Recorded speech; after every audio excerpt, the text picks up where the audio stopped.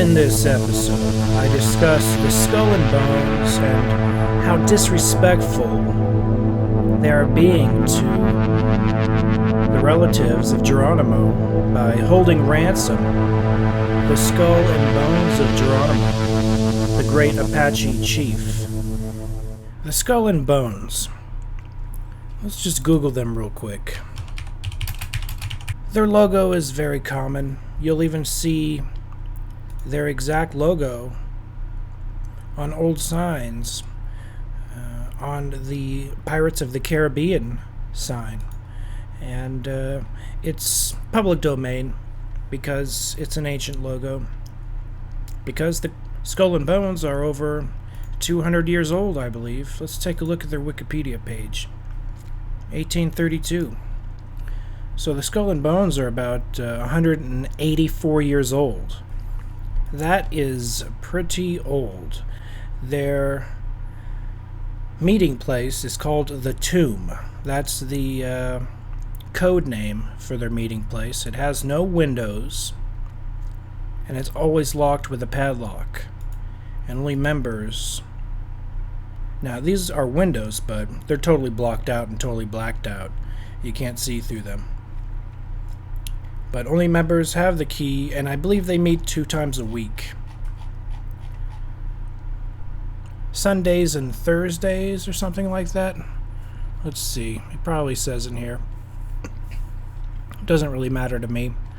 But what does matter to me is they have Geronimo's skull in a glass case, and they've had it ever since they robbed it from his grave.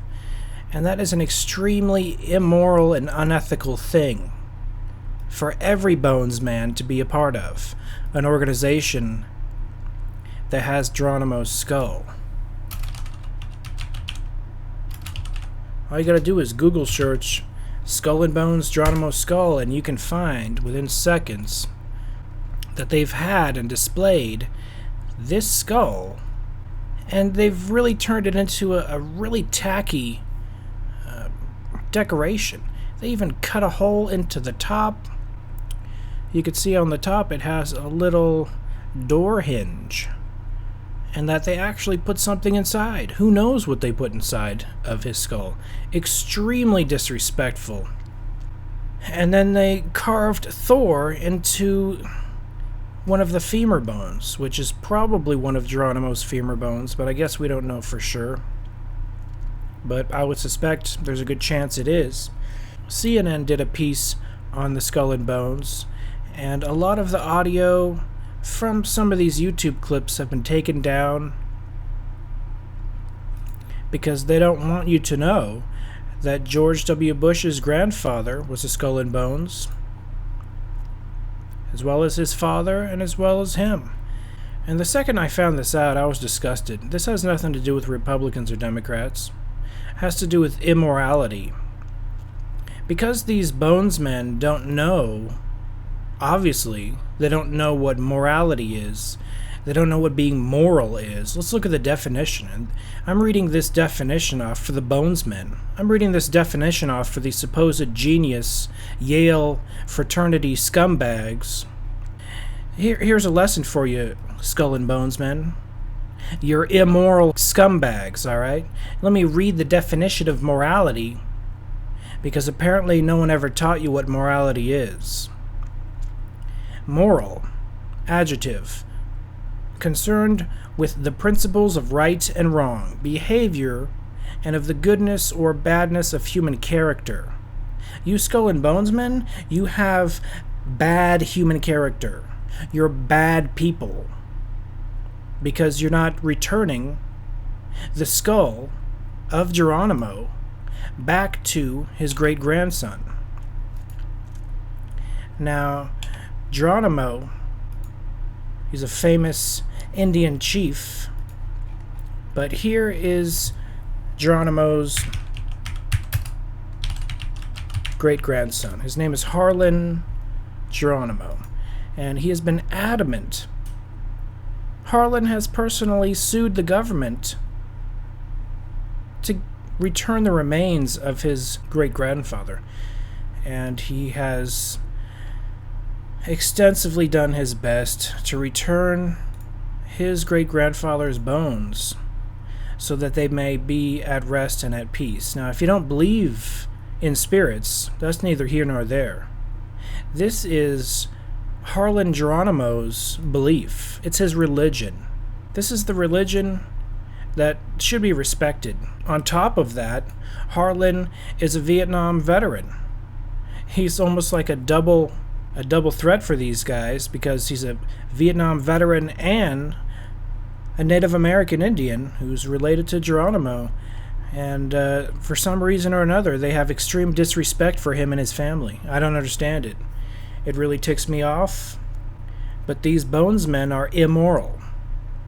They're unethical. They're not morally correct. They're as immoral as it gets concerning you joined this fraternity. That's great and all. You're excited. You're happy to be a member of it. It's very exclusive. I heard Skull and Bones are allowing even females to join now, and even minorities. I wonder how many Native American Skull and Bones men there are concerning minorities. I bet very few. And if there are any Native American Skull and Bones men, you're being immoral and unethical because you're not helping Harlan Geronimo return the skull and bones of his great-grandfather to its resting place. Harlan discusses in many videos how the spirits wander the earth until their bones are at rest. And Geronimo was dug up over 100 years ago, and this was proven by the CNN report. Now, I can't play the video for copyright strike reasons, but a document was found proving that George W. Bush's grandfather was part of the group of kids that dug up, probably on a dare. Who knows why they dug it up, but it seems to be a tradition, and they don't call it the Skull and Bones for nothing. It's because they dig up the bones of famous dead people. I would just like to know that Geronimo's bones are no longer being used as a decoration and that he's at peace. I know that if I personally was dead and that I could see into this world, I might be above caring whether my skull is being used as a goblet for someone to drink wine out of. But what if that's what they're doing? You know, there's a good possibility they are drinking out of this thing, and that's extremely disgusting. It might be one of the dares that they force the new recruits to do on their first day is drink out of this. I don't know, but it's immoral and unethical.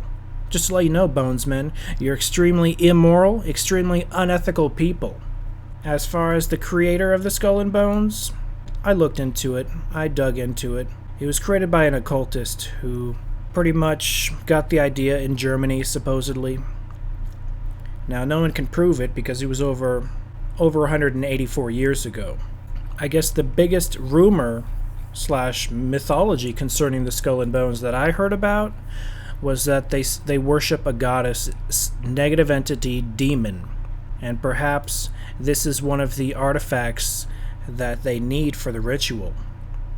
I know the Haitian Vodun sometimes incorporates a skull or human remains.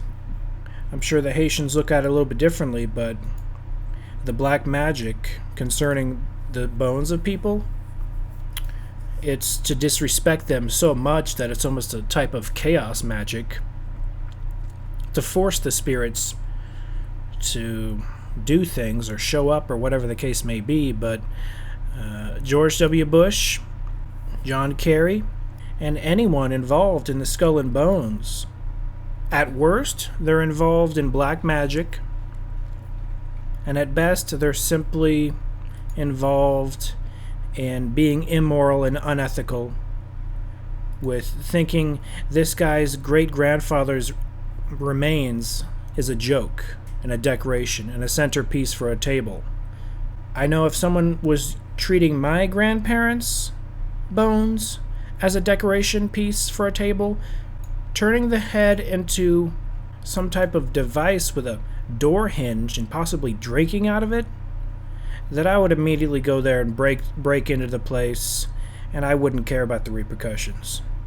But I heard it's extremely hard to get in there, and I have no desire to break in there. I just hope those that have the ability to return it out of a miracle realize how unethical, immoral they are, and return the remains to Harlan Geronimo so he can bury them. It legitimately is his religion to bury and honor and respect his great-grandfather's remains. The following is a video I made about the Skull and Bones. Framer66 says, "Thy wars will end when Geronimo's bones are put to rest from Skull and Bones, Clan Harvard." Jackapalooza asks, "Does Skull and Bones have Geronimo's head? Get back to me on that, please." Truther Botred repeats something that's not even his original tweet, and he parrots away, "It's common knowledge that members of Skull and Bones dug up the corpse of the famous Indian chief Geronimo and removed the flesh from his skull." And this last tweet is so good, I have to up the ante on the spray paint.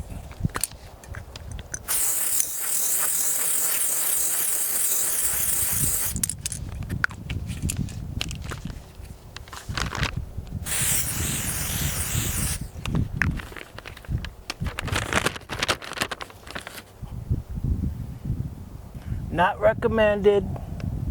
Do not try this at home, kids. If anyone, tweets, "Just heard someone scream Geronimo outside Skull and Bones.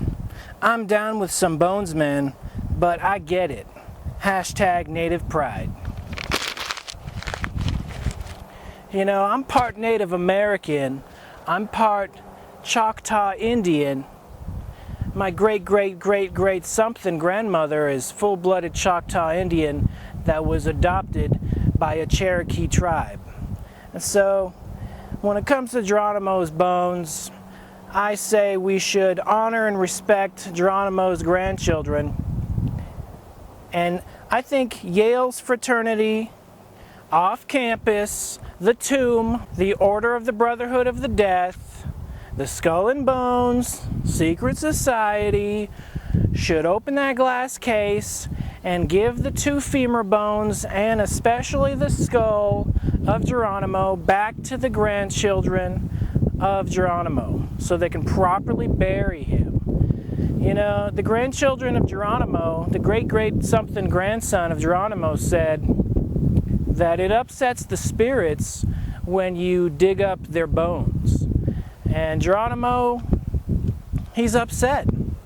His spirit wants to be buried properly, not to be a display piece in a secret fraternity. And so I fully support Geronimo's great-grandson. He said he's willing to do a DNA test. He said he is the great or great-grandson of Geronimo. I think we should protest Skull and Bones until those bones are properly buried. Whether you believe in spirits or not, the Native Americans do, and you're disrespecting their belief when you disrespect their ancestors' bones, and especially ancestor as famous as Geronimo, who jumped off a cliff similar to this one, and his followers jumped off with him, and they screamed the famous "Geronimo!" So if you're outside the tomb of Skull and Bones, scream Geronimo! And you know, if I lived anywhere near Yale, I would picket the place. I'd be like, my picket sign would say, "Free Geronimo's skull. Free Geronimo's Skull and Bones. Properly bury Geronimo's Skull and Bones. Skull and Bones, let Geronimo rest in peace." And I thank you for giving me the time to share this information with you. Be seeing you. I thank you for watching. This has been John Rasmus with Occult Unmasked. Be seeing you.